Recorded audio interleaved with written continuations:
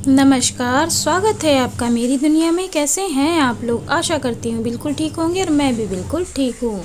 तो आज मैं आपको कुछ ऐसी बातें बताऊँगी जो कि हमारे जीवन में हमें कभी करनी नहीं चाहिए।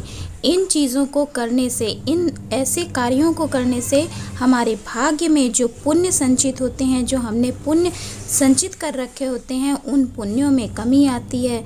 ऐसा कार्य करने से जो हमारा भाग्य है वो कमज़ोर होता है।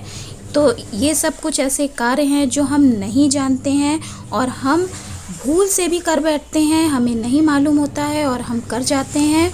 लेकिन कुछ ऐसी बातें आवश्यक होती हैं जाननी कि जो हमें अपने जीवन में नहीं करनी चाहिए।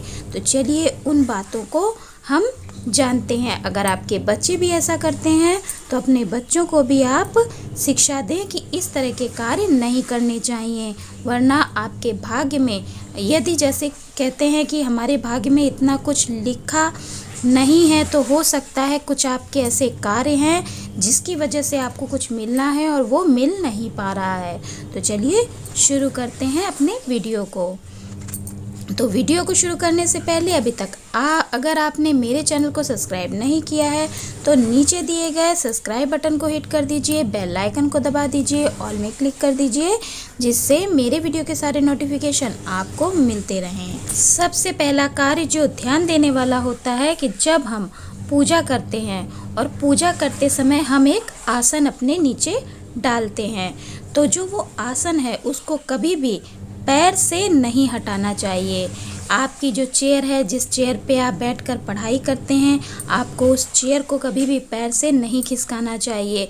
या फिर आप उस जगह पे, जो चेयर या कोई भी ऐसी चीज़ है जहाँ पर बैठकर आप कमाते हैं, आप धन अर्जित करते हैं, तो उस चीज़ को भी या उस चेयर को भी या उस आसन को भी आपको पैर से कभी नहीं हटाना चाहिए, क्योंकि ये सब पूजनीय होते हैं। इनसे आपको कुछ ना कुछ प्राप्त हो रहा होता है, इसलिए इस चीज़ का आपको हमेशा ध्यान रखना चाहिए। जब कोई तीज त्योहार होता है तो अपने घर के चूल्हे को कभी भी खाली नहीं रखना चाहिए।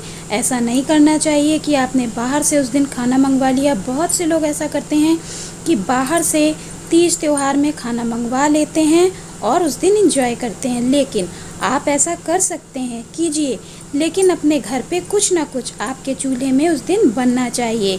ये आवश्यक होता है, चूल्हे को खाली नहीं रखना चाहिए। तीज त्योहार में चूल्हे में ज़रूर ही कुछ ना कुछ मीठा बनाइए। आप चाय बना सकते हैं, खीर बना सकते हैं, हलवा बना सकते हैं, कोई भी एक चीज़ अपने घर पे बनाइए। इसके बाद आप बाहर खाने के लिए ऑर्डर कर सकते हैं, इसमें कोई भी दिक्कत नहीं है। तीसरा कार्य है, अपने नाखून को अपने होठों से कभी भी चबाना नहीं चाहिए। ऐसा करना, अपने नाखून, अपने बाल, बहुत से लोगों की आदत होती है, ऐसा करते हैं, तो आपको ऐसे भी कार्य नहीं करने चाहिए। ऐसा करने से भी आपके भाग्य में कमी आती है। ये जो कार्य होते हैं वो आपको दरिद्रता को, आपके घर में दरिद्रता को आमंत्रित करते हैं, इसलिए ऐसे कार्य नहीं करने चाहिए। चौथा है कि जो लोग स्त्रियों का सम्मान नहीं करते हैं वह माता लक्ष्मी का अपमान करते हैं। शायद यदि आज आपके पास धन है, हो सकता है आपके पास आज धन है, आप स्त्री का सम्मान भी नहीं करते हैं, फिर भी आपके पास धन आ रहा है, तो वह आपके पिछले जन्मों के शुभ कर्मों से है। परंतु जो आज आप कर रहे हैं, आज आप स्त्रियों का अपमान कर रहे हैं, वो आप आगे आने वाले समय के लिए तैयार कर रहे हैं, अपने कर्म को बना रहे हैं। हो सकता है इस जन्म में नहीं, अगले जन्म में आपको कुछ ऐसा प्राप्त ना हो सके जो आप चाहते हैं। शायद आपके पास लक्ष्मी अगले जन्म में ना आए, तो ये भी हो सकता है। इस जन्म, कहते हैं कि अपने कर्मों का कोई ना कोई फल किसी न किसी टाइम पे अवश्य मिलता है। तो हमेशा स्त्रियों का सम्मान कीजिए। स्त्रियां माँ लक्ष्मी का रूप होती हैं, तो इसलिए स्त्रियों का सम्मान करना आवश्यक है। हाँ, स्त्रियां अगर गलत कर रही हैं तो आप उनको अवश्य बोलिए, अवश्य कहिए, लेकिन एक सम्मान से।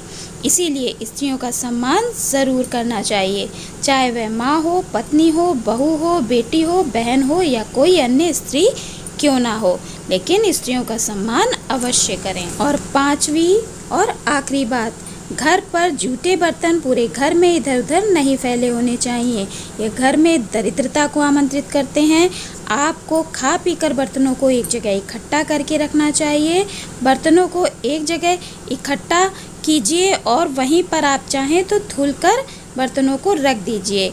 बहुत से घरों में यानी कि मोस्टली घरों में कोई ना कोई हेल्पर आते हैं काम करने के लिए, तो आप नहीं धोते हैं तो कोई दिक्कत नहीं है। आप लेकिन बर्तनों से जूठन को हमेशा हटाते रहा करिए। जूठन हटा दीजिए, इसके बाद आप बर्तन वहाँ पे इकट्ठे करके रख सकते हैं, उसमें कोई भी निषेध नहीं है। वैसे कोशिश करिए कि आप रात में बर्तन धो लीजिए। नहीं धो सकते हैं, बहुत सी ऐसी समस्याएं होती हैं, इंसान नहीं धो सकता है, तो आपको वे बर्तन वहीं पर उनकी सारी जूठन हटाकर ही रखने चाहिए। तो ये सब कार्य ऐसे होते हैं जो नहीं करने चाहिए, ऐसा शास्त्रों में भी वर्णित है। ये सब बातें हमारे शास्त्रों में लिखी हुई हैं, ये सब बातें हमारे बड़े बुजुर्गों ने, हमारे ऋषि मुनियों ने लिखी हैं, तो इनका कोई ना कोई अर्थ तो होता ही है। तो इन सब चीज़ों का ध्यान रखते हुए अपने जीवन को यापन कीजिए, और हो सकता है आपके आगे कोई समस्या आने वाली हो और वो टल जाए।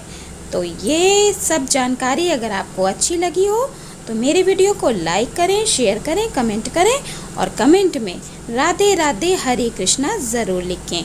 चलिए खुश रहिए, मस्त रहिए, मुस्कुराते रहिए। राधे राधे हरे कृष्णा।